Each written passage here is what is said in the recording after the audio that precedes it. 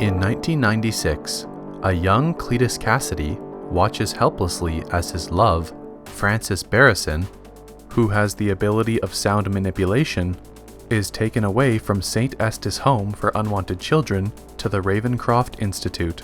On the way, she uses her sonic scream powers to escape and attacks young police officer Patrick Mulligan. Unbeknownst to Mulligan, who believes he killed her, Barrison is taken to the facility, which is hardened against her powers. In the present day, Mulligan, now a detective, contacts Eddie Brock to speak to Kasady, a serial killer who refuses to talk to anyone other than Brock following their interview a year prior. After the visit, Venom, Eddie's symbiote, is able to figure out where Kasady has hidden the bodies of victims, which gives Brock a huge career boost. Brock is then contacted by his ex-fiancée, Anne Weying, who tells him that she is now engaged to Dr. Dan Lewis, much to Venom's displeasure. Kasady, who was found guilty of his crimes and earlier sentenced to death by lethal injection, invites Brock to San Quentin State Prison, where Kasady is detained on death row to attend his execution. However, Venom is provoked to attack Kasady via insults towards Brock. Kasady bites Brock's hand, ingesting a small part of the symbiote. Back home, Venom, wanting more freedom to eat criminals, has an argument with Brock, and the two end up fighting until the symbiote detaches from his body.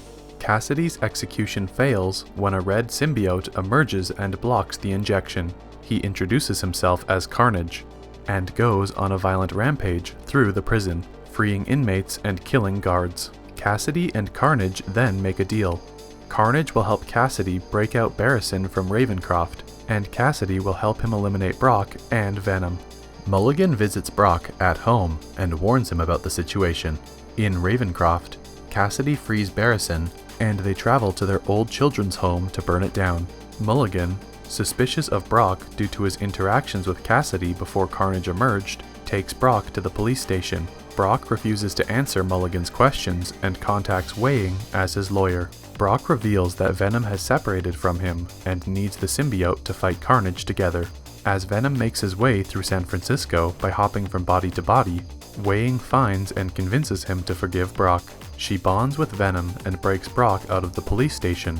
Brock and Venom make amends and bond again. Kasady takes Mulligan hostage, and Barrison captures Weying after failing to find Brock. Barrison gives Lewis information on Weying's whereabouts, and he gives it to Brock. Kasady and Barrison plan to get married at a cathedral, where Venom appears and fights Carnage. Barrison seemingly kills Mulligan by hanging him onto a chain. Venom holds his own against his spawn, but he is eventually overpowered brutally by Carnage, and the latter decides to kill Weying atop the cathedral. Venom manages to rescue Weying in time and provokes Barrison to use her powers again. Her sonic blast causes both symbiotes to separate from their hosts, as the cathedral collapses and a falling bell kills Barrison.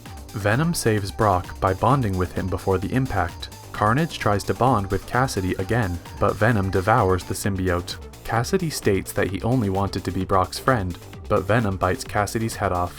While Brock, Venom, Weying, and Lewis escape, a still-living Mulligan's eyes flash blue. In a mid-credit scene, Brock and Venom, now fugitives, decide to take a vacation while they ponder their next steps. As Venom tells Brock about the symbiote's knowledge of other universes, a blinding light transports them from their hotel room to another room, where they watch J. Jonah Jameson reveal Spider-Man's identity as Peter Parker on television.